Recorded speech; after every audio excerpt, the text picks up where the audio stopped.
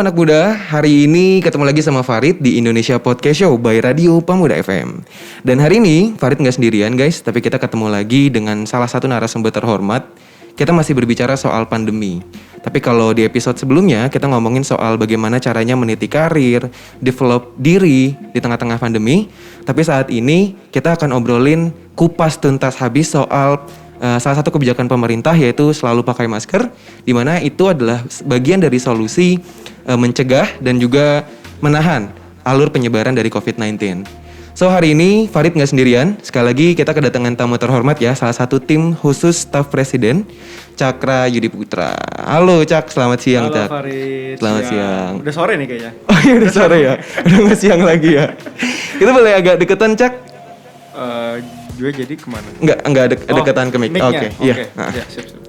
Oke, apa kabar Cak? Baik, alhamdulillah. Baik ya. Perjalanan gimana nih Cak dari Ciputat Bintaro sih? Dari Ciputat tadi. Ciputat. Lancar sih so far. Lancar so far ya. Sehat tapi kayaknya Cak ya? Sehat, alhamdulillah. Oke. Sebelum kita ngobrol-ngobrol lebih lanjut, by the way anak muda, Cakra Yudi Putra ini adalah salah satu tim khusus staf presiden dan juga ketua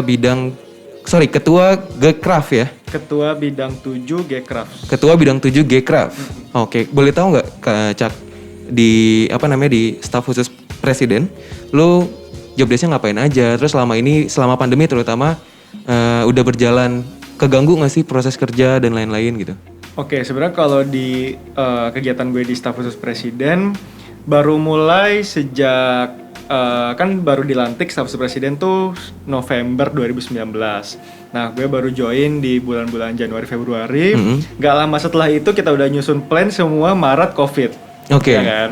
Nah, tapi sebenarnya untuk pola kerja dan segala macem kita nggak ada yang berubah. Kita tetap masuk kantor, tapi mungkin kita adjust untuk dari segi jumlah orangnya, kemudian jam kerjanya. Jadi mengikuti protokol kesehatan gitu. Tapi kalau proyek-proyek yang dikerjain selama pandemi ini sih banyak.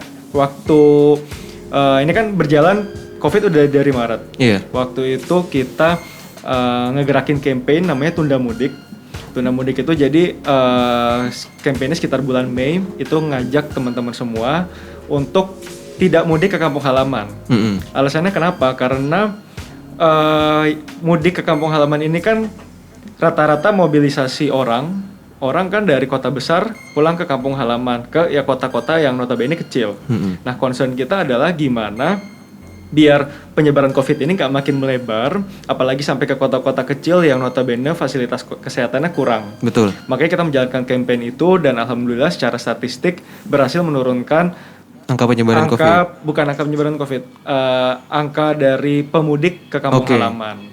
Oke, jadi lumayan ada hasilnya ya? Lumayan ada hasilnya dan tentu ya again kerja sama semua pihak. Betul. Nggak bisa satu pihak aja. Nggak bisa satu pihak aja. Setuju. Terus kalau Gcraft sendiri, lo bekerja sebagai apa nih kira-kira? Kalau Gcraft, gue menjabat sebagai ketua bidang 7, itu pembinaan dan pembinaan potensi ekonomi kreatif di Gcraft. Nah, kalau untuk Gcraft sendiri, kita memang concern pada ekonomi kreatif, gimana cara ngembanginnya, kemudian juga membuat suatu ekosistem ekonomi kreatif agar bisa dinikmati oleh semua kalangan. Nah, kalau di pandemi COVID ini, kita punya program namanya belanja di teman dan tetangga. Kenapa kita adain program itu? Karena backgroundnya adalah ekonomi ini makin lesu.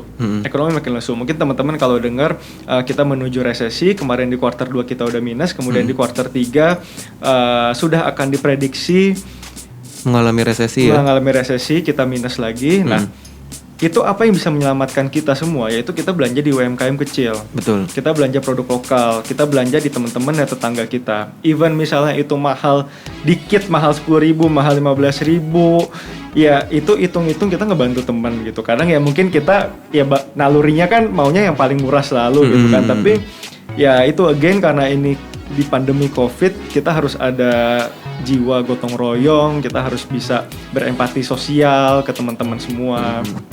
Oke, jadi anak muda, program dari pemerintah sebenarnya selama pandemi ini udah banyak banget mengalami perubahan ya, Cap.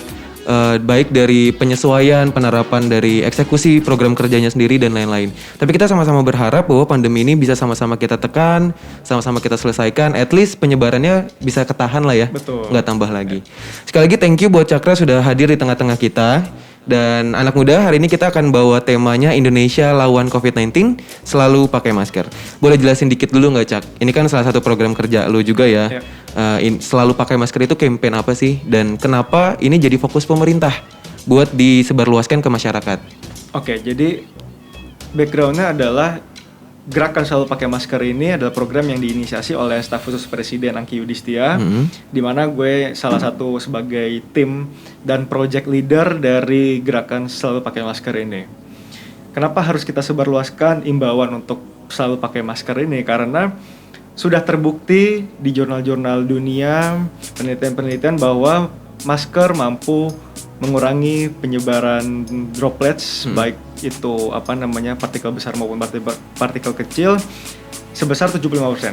75%. Oke, tapi itu efektif nggak sih? Efektif. Ya? Efektif. Jadi kalau misalnya semua udah banyak kasus-kasus di luar yang misalnya kita tetap beraktivitas di luar, tapi semua orang pakai masker, itu yang tadinya yang misalnya ada satu orang positif, dia tidak menyebarkan ke orang-orang di sekitarnya. Kenapa? Karena mereka selalu pakai masker. Oke. Jadi ada pencegahan penyebaran virus itu sendiri ya? Iya, betul. Oke. Tapi Cak, mungkin kalau kita di sini teman-teman radio udah lumayan paham, tapi buat para pendengar kan nggak semuanya ngerti ya. Dulu sempat ada kebijakan kalau pakai masker itu cuma buat orang yang sakit. Oke. Terus akhirnya di beberapa bulan yang lalu akhirnya WHO merubah kebijakan baru di mana seluruh masyarakat harus wajib menggunakan masker. Itu kira-kira pertimbangannya apa sih, Cak? Nah, itu. Ini kita semua satu dunia, seluruh ilmuwan, seluruh dokter, seluruh kepala negara semua bingung sama COVID ini. Karena ini penyakit baru, nggak ada yang ready, nggak ada yang siap gitu. Jadi sebetulnya kenapa mungkin banyak yang bertanya-tanya, kenapa kok kebijakan dari WHO dari segi badan internasional ya maupun pemerintah Indonesia itu terlihat seperti selalu berubah-berubah gitu. Karena ya ini adalah ilmu yang terus berkembang. Sebagaimana ilmu-ilmu pada umumnya ya? Selalu berkembang gitu. Bedanya ini kalau dalam konteks COVID ya pasti akan ada selalu penelitian-penelitian baru tiap harinya, tiap minggunya, tiap bulannya. Jadi ketika memang ada penemuan-penemuan baru itu akan merubah kebijakan. Kayak misalnya tadi benar yang Farid bilang dari awal COVID bilangnya masker untuk hanya yang sakit. Tetapi seiring dengan berjalannya penelitian dari WHO dan lembaga internasional lainnya yang menemukan bahwa semua orang harus pakai masker karena semua orang berpotensi untuk menyebarkan, apalagi dengan adanya orang tanpa gejala. Betul, OTG itu ya. OTG itu sendiri. Jadi memang karena ada karakter-karakter COVID yang akhirnya merubah penemuan gitu ya. Biasanya kan kalau orang sakit gampang ditemukan berdasarkan gejala, tapi tadi karena nggak ada gejalanya, akhirnya kita sulit ya untuk mengidentifikasi mana yang terdampak virus, mana yang enggak. Betul. Gitu ya, Cak ya. Jadi emang ini akan selalu berkembang terus ke depannya gitu. Betul. Misalnya nanti kebijakan ke depannya berubah dengan yang ada saat ini. Yang ini ya kita harus terima gitu karena semua di belahan dunia manapun masih meneliti tentang bagaimana COVID ini bisa diatasi. Betul. Alright. Selanjutnya kita akan ngebahas soal kebijakan pemerintah. Mungkin masih banyak masyarakat, khususnya anak muda yang mendengarkan Indonesia Podcast Show ini ya, Cak ya. Itu masih belum tahu secara gamblang kira-kira kebijakan pemerintah secara spesifik terkait dengan penyebaran COVID-19, baik dari segi ekonomi, sosial, dan budaya serta lain-lainnya itu apa aja. Singkat aja, Cak, kira-kira apa aja sih untuk menekan angka COVID ini, tapi juga menseimbangkan, menstabilisasi kondisi yang lain gitu. Oke. Jadi memang kalau fokus pemerintah adalah untuk sehat dan juga ekonomi tetap berjalan. Tapi ingat, tidak ada yang saling menegasikan. Tidak ada mana yang lebih penting. Keduanya penting. Kita harus bisa sehat dan ekonomi kita tetap aman, tetap berjalan. Pemerintah sejauh ini dari segi ekonomi sudah menggelontorkan dana untuk program Jaring Pengaman Sosial JPS atau Social Safety Net. Itu banyak programnya, ada program Keluarga Harapan, kemudian juga bantuan tunai, kemudian juga ada bantuan tunai untuk masyarakat pedesaan, kemudian juga kartu prakerja, kemudian juga subsidi listrik, terus kemudian yang masyarakat di bawah gaji di bawah 5 juta mereka mendapatkan insentif sebesar 600.000 Terus per belum bulan. lagi sembako ya. Sembako untuk Jabodetabek dan non-Jabodetabek. Oke, jadi memang sebenarnya kita sama-sama percaya lah ya, pemerintah juga nggak mau lama-lama di kondisi ini ya. Betul. Kita pengen yang terbaik buat masyarakat, buat negara, karena ya siapa yang mau sih ekonomi jadinya resesi, kemudian sektor pariwisata semuanya juga berkurang dan lain-lain ya Cak ya. Tapi Cak, kira-kira kan ini fungsinya kita mengundang salah satu bagian dari instansi kepemerintahan adalah meluruskan apa yang ada dalam pemikiran pemerintah kepada masyarakat. Jadi melalui jembatan ini cakra ya di sini ya. Cuman meluruskan simpang siur. Waktu itu kan sempat ada berita Presiden Joko Widodo itu lebih mengutamakan ekonomi dibandingkan kesehatan. Setuju nggak Cak? Enggak. Kenapa? Karena memang dari awal semua pencegahan maupun penanganan di bidang kesehatan itu terus dilakukan. Kita saat ini untuk jumlah testing itu selalu meningkat, kemudian akan terus ditingkatkan sesuai standar WHO dan juga kalau bisa bahkan melebihi standar WHO untuk standar testing jumlah orang yang dites swab per harinya. Kemudian juga tracing itu penting untuk menekan angka penyebaran. Kemudian juga dari segi laboratorium pemeriksaan spesimennya itu dari satu laboratorium sekarang jadi ratusan yang tersebar di seluruh daerah. Jadi memang pemerintah sudah melakukan berbagai upaya dalam bidang kesehatan dan ekonomi. Oke, cuman memang kadang-kadang media aja ya yang framingnya tidak bisa tidak bisa di satu gariskan gitu ya. Itu makanya tidak bisa sesuai ya. Emang makanya tadi dari awal kan bilang kita harus bisa kolaborasi. Betul. Semua harus bisa menenang. Ini kan kondisi tidak tenang ya. Pandemi ini kondisi tidak tenang. Semua pihak harus bisa menjadi pihak yang menenangkan. Media, kemudian masyarakat. Misalnya kita dari segi pemerintah udah melakukan berbagai upaya gitu ya. Melakukan berbagai upaya himbauan untuk pakai masker, untuk protokol kesehatan, masker, mencuci tangan, menjaga jarak, menghindari kerumunan gitu. Tapi masyarakat yang harus patuh dong. Iya betul. Karena percuma ya mau gembar-gembor kayak gimana tentang kebijakan, padahal tujuannya kebaikan buat kita semua, tapi masyarakatnya nggak patuh ya. Betul. Oke, tadi kan kita udah ngedenger ya kalau ternyata sudah confirm nih, pemerintah itu memang sebenarnya sudah mengutamakan kesehatan. Kita bisa bilang ujung tombak dari semua sektor lah ya. Nah kira-kira kalau di bidang kesehatan sendiri, anjuran pemerintah untuk mencegah penyebaran COVID itu apa aja Cak? Mungkin kalau di fasilitas umum kita sering dengar 3M tuh, mencuci tangan, menjaga jarak, memakai masker gitu kan. Nah esensinya kira-kira untuk anjuran kesehatan itu kayak gimana sih? Sebetulnya kenapa himbauan protokol kesehatan itu terus emang harus digencarkan ke masyarakat, diamplifikasi ke masyarakat, karena kalau nggak digituin terus nggak akan ingat orang-orang. Harus berulang-ulang. Oke. Kalau di fasilitas umum di KRL atau di MRT misalnya, pasti harus ada himbauan terus, karena misalnya ada orang yang tiba-tiba buka masker gitu-gitu kan. Pakai maskernya di bawah leher gitu ya. Atau misalnya dia berkerumun dengan orang-orang dan ya itulah makanya kenapa fokusnya untuk terus dikasih tahu gitu, karena biar itu bisa jadi doktrin ke kita. Biar dimanapun kita keluar, kemanapun kita pergi, ya kita akan selalu ingat untuk pakai masker, bawa hand sanitizer, kemudian juga menjaga jarak. Oke. Tapi apa efektif ya Cak ya? Kita balik ke topik pembahasan kita utama, yaitu selalu pakai masker. Tapi apakah dengan menggunakan masker itu adalah satu-satunya cara yang bisa dibilang paling efisien, paling ada hasilnya untuk mencegah penyebaran COVID-19? Gini kan, COVID nyebar lewat droplets, air liur, sama airborne. Partikel-partikel kecil, kalau kayak bersin itu airborne tuh, partikel kecil. Nah, masker itu mencegah untuk penyebaran via airborne, yang partikel-partikel kecil. Gue pakai masker, lo pakai masker, insya Allah kita akan tidak menyebarkan ke orang gitu, karena ketutup masker kan. Makanya pemakaian masker itu juga harus di-highlight agar bagaimana menutupi hidung rapat, kemudian sampai ke dagu. Oke. Jadi jangan ada satu sisi pun yang kebuka gitu ya. Terus kalau untuk penyebaran via droplet, makanya rajin cuci tangan dengan air mengalir. hand sanitizer selalu standby. Ya karena memang kita kadang nggak sadar sih ya. Suka di kerumunan, pegang fasilitas umum, akhirnya cuci kocok-kocok mata gitu kan. Itu kenapa harus cuci tangan juga ya. Cuci tangan. Oke, sekarang kalau dari tim staf khusus presiden, dari Angki ya, Cakra dan teman-teman di tim khusus staf presiden, kira-kira kenapa selalu pakai masker ini adalah gerakan dan kampanye yang paling diutamakan menurut Cakra? Oke. Karena untuk pertama kita pasti ingin cepat selesai dari pandemi ini.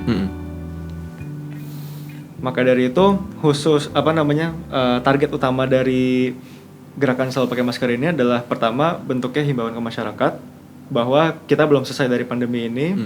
Kalau mau cepat-cepat kelar, ayo dah pakai maskernya kemanapun. Kalau keluar rumah.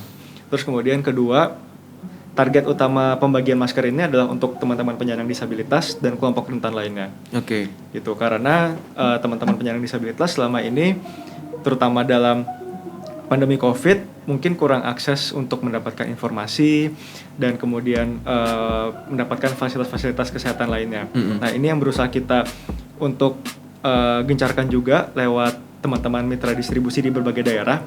Makanya tadi highlightnya adalah kolaborasi. Kita ngajak teman-teman organisasi penyandang disabilitas, NGO, berbagai unsur pemerintah daerah untuk sama-sama mensosialisasikan kepada masyarakat di daerah, ibu-ibu PKK gitu kan. Jadi kita punya masker dari pusat, dari tim staf khusus presiden, kemudian dibantu untuk penyebarannya oleh teman-teman di daerah agar pas dibagiin itu sambil dikasih tahu ke mereka, sambil diedukasi untuk selalu pakai masker, terutama ke teman-teman penyandang disabilitas. Oke. Kalau program selalu pakai masker ini udah berjalan berapa lama, Cak? Sekitar udah ongoing 1 bulan. Ongoing 1 bulan. Udah distribusinya sendiri udah sampai mana aja tuh kira-kira? Distribusi kemarin kita sudah ke Jawa Timur. Oke. Tentunya via online. Masker kita kirim lewat ekspedisi. Kemudian kita virtual ngobrol-ngobrol virtual dengan teman-teman di daerah untuk gerakan selalu pakai masker. Kemudian juga Jawa Tengah lagi dalam perjalanan, Sumatera Barat, Bali juga masih dalam perjalanan. Jadi maskernya masih di jalan semua nih. Jadi penyebarannya udah lumayan banyak ya? Penyebarannya udah lumayan banyak. Kenapa penyebarannya ke daerah-daerah tadi, Cak? Apa belum semua provinsi terjangkau? Atau memang ini dicarinya yang zona merah dulu? Tadi kan Jawa Timur, Jawa Tengah, Sumatera Barat ya? Memang banyak pertimbangan lah. Yang pertama pasti zona merah. Kedua untuk masyarakat di daerah untuk teman-teman organisasi di daerah yang membutuhkan, mereka bisa mengajukan langsung ke kita. Oh, bisa mengajukan juga? Bisa mengajukan langsung. Oke. Gitu. Cara mengajukannya gimana? Siapa tahu teman-teman di daerah yang ngedengerin Indonesia Podcast Show bisa tahu nih. Cara pengajuannya teman-teman bisa lihat di Instagramnya skp.angkiyudistia. Itu nanti di bio-nya ada link bit.ly/kolaborasi gerakan selalu pakai masker. Itu nanti teman-teman tinggal diisi datanya aja. Nanti akan kita outreach. Itu pasti bakal approve? Tergantung jumlah masker yang masih tersedia. Oke. Kalau untuk stoknya sendiri yang disiapkan oleh teman-teman di SKP ya, itu berapa kira-kira, Cak? Kita so far 40.000. 40.000. Sudah terdistribusikan sekitar 20.000. Wow, banyak ya. 20.000 banyak. Jadi memang kuotanya terus menipis. Jadi kita doain lah biar bagaimana agar banyak masker yang bisa kita sebarkan ke daerah-daerah. Oke, jadi memang konsepnya ini kolaborasi ya, Cak ya? Kolaborasi. Diserahkan ke LSM atau lembaga pemerintah terkait, kemudian mereka yang bertugas untuk membagikan plus mengedukasi masyarakatnya. Betul. Oke, kalau di Jakarta sendiri ada pembagian masker dari SKP nggak? Kalau Jakarta kita belum. Belum ya? Belum, karena memang tadi fokusnya ke daerah-daerah yang mungkin sampai saat ini edukasinya masih kurang. Terus kemudian juga dari segi aksesibilitas terhadap maskernya juga masih kurang. Intinya masih banyak lapisan masyarakat yang nggak terjangkau dengan pengetahuan, informasi dan lain-lain. Nah, salah satunya mungkin ada salah satu fenomena nih, Cak ya, sanksi administratif buat orang-orang yang melanggar tidak menggunakan masker. Nah, memang kalau kita tahu, kita percaya bahwa itu adalah tujuannya yang terbaik buat masyarakat, mengingatkan, memberikan sanksi tegas dan lain-lain. Tapi apakah ini bisa digeneralisasi untuk semua lapisan masyarakat? Karena memang hasilnya dampaknya ini pro kontra sekali ya Cak. Oke. Kemarin kalau kita boleh ambil contoh sedikit. Ini supaya pesannya nyampe ke masyarakat nih. Salah satu bapak-bapak di pinggir jalan itu kena sanksi 50.000. Kemudian beliau nggak punya uang 50.000 karena pekerjaannya adalah pemulung dan lain-lain gitu ya. Beliau cuma punya uang 30.000. Ini kan justru memberatkan buat masyarakat kalangan bawah. Nah, apakah kebijakan ini efektif untuk mengingatkan masyarakat? Dibandingkan kalau gue pribadi ya lebih setuju untuk diedukasi. Tapi mungkin kan kalau ngomongin edukasi gampang, ngomongin doang. Tapi eksekusi kan nggak segampang itu. Nah, mau dengar pendapat dari Cakra deh. Kira-kira gimana, Cak? Oke, kalau sanksi kan sebenarnya ada sanksi administratif berupa denda uang atau sanksi sosial. Gitu sebenarnya kalau dari gue sih lebih setuju untuk sanksi sosial. Contohnya apa, Cak? Contoh misal kayak orang suruh nyapu jalanan, suruh bersihin sampah, terus kemudian bersih-bersih fasilitas umum, fasilitas sosial gitu. Itu akan lebih efektif untuk membuat mereka jera.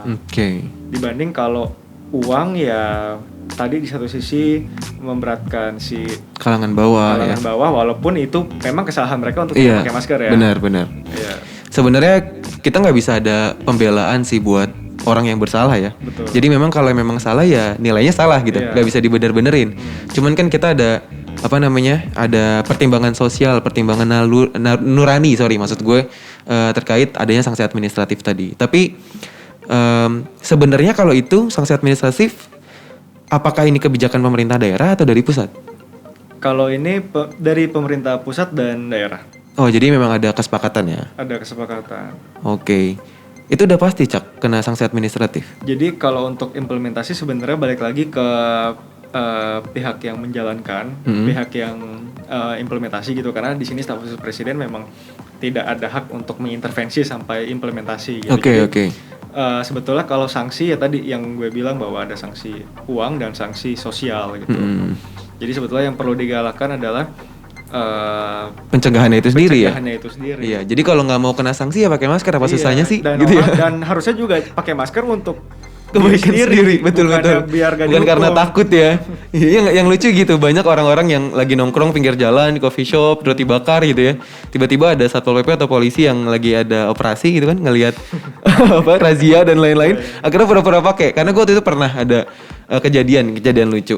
Waktu itu gue lagi ada kumpul-kumpul sama teman-teman. Ya kalau gue sama teman-teman mungkin masih sadar lah ya akan kepentingan pencegahan COVID. Tapi buat orang-orang kita ngeliat ternyata fenomenanya masih banyak tuh. Yang nggak pakai masker, jaraknya masih dempet-dempetan. Belum lagi maskernya digantungin di bawah gitu ya. Padahal sebenarnya kita nggak boleh juga sih nyalahin kebijakan pemerintah, karena pemerintah tujuannya juga ya kebaikan tadi ya Cak. Balik ya. Kalau nggak mau kena sanksi ya pakai masker. Kalau nggak punya masker bisa minta ya sama SKP ya. Intinya kayak semuanya digampangin gak sih? Iya. Ya kan? Oke. Terus kalau menurut Cakra sendiri dari SKP, mewakili SKP, kita nggak bicara soal kepastian, tapi bicara soal prediksi. Karena lo yang tahu ya di dalam sudah sejauh mana pemerintah meneliti dan menyelesaikan penyebaran COVID-19. Kira-kira berakhirnya kapan sih, Cak? Sebenarnya kalau untuk berakhir tidak ada prediksi yang pasti. Tidak ada prediksi yang pasti dan ya tadi yang gue bilang, pemerintah ini banyak bagiannya, banyak kewenangannya. Jadi di satu sisi misalnya SKP berada di skop kerja yang mana, kemudian juga untuk soal penanganan COVID itu adalah mostly yang ambil part adalah Satgas. Satgas, dan juga kalau sekarang ada komite PCPEN, pencegahan COVID dan pemulihan ekonomi nasional gitu. Jadi kalau untuk sekarang yang pasti pemerintah sedang berusaha untuk mempercepat vaksin. Untuk diproduksi dan diberikan kepada masyarakat. Itu yang jadi fokus utama untuk sejauh ini ya. Sekarang balik lagi ke selalu pakai masker. Pesan yang pengen lu bagiin ke teman-teman pendengar yang menurut lu ini powerful banget nih, yang pengen disampaikan sama teman-teman SKP. Karena gue yakin kita aja yang masyarakat biasa tuh gregetan ya buat orang-orang yang nggak menerapkan protokol kesehatan, terutama masker. Kalau menurut lu yang mau lu sampaikan apa, Cak? Kalau pengen ini cepet kelar ya lu pakai masker. Itu aja? Itu aja. Singkat tapi powerful ya. Powerful. Karena gue yakin sebenarnya himbauan ini teman-teman semua udah sering dengar dan gue yakin sudah banyak teredukasi juga, tapi mungkin sering lupa atau gimana. Tapi ya itu motivasinya lebih kalau pengen sama-sama kelar, pengen kita semua kelar nih pandemi, ya pakai masker. Dan untuk saat ini kalau tidak esensial di rumah aja. Jadi buat kegiatan-kegiatan yang nggak penting-penting banget mendingan gak usah keluar gitu ya. Kalau misalnya emang harus betul-betul keluar ya protokol kesehatan dijalani, pakai masker, hand sanitizer standby, menjaga jarak, menghindari kerumunan. 3M tadi ya. 4M. Oh sorry 4M. Apa aja tadi? Pakai masker, menjaga jarak, mencuci tangan, menghindari kerumunan. 4M. Oke. So guys, teman-teman Indonesia Podcast Show by Radio Pemuda FM, kita udah ngedenger panjang lebar dan detail ya terkait dengan gerakan Indonesia melawan COVID-19, khususnya untuk program dan campaign selalu pakai masker. Kita kedatangan tamu pembicara yang memang sudah ekspertis di bidangnya, salah satu orang yang menjadi bagian daripada kinerja pemerintah saat ini. Jadi semoga apa yang kita sampaikan hari ini, semoga apa yang Farid dan Cakra sampaikan hari ini bisa memberikan dampak positif. Kita sama-sama berharap bahwa COVID-19 ini bisa sama-sama kita cegah. Karena memang gak ada pencegahan yang efektif, yang berdampak signifikan kalau kita gak berkolaborasi secara perfect ya, secara ideal. Jadi sekali lagi, thank you banget Cakra sudah memberikan waktunya dan kesempatannya untuk hadir di tengah-tengah kita. Kurang lebihnya mohon maaf Cak. Ada yang mau disampaikan lagi nggak sebelum kita berakhir nih? Siap, ya pokoknya itu tadi untuk teman-teman semua. Kalau misalnya mau beraktivitas, kalau misalnya harus terpaksa beraktivitas di luar, tetap jalani protokol kesehatan. Itu aja ya. Sip. Protokol kesehatan sebagai solusi pegangan yang paling solusi pegangan utama untuk menyelesaikan mengatasi penyebaran COVID-19 itu sendiri. So thank you so much buat waktu dan kesempatannya. Farid mewakili Indonesia Podcast Show dan Radio Pemuda FM mohon pamit undur diri. Thank you. Selamat sore.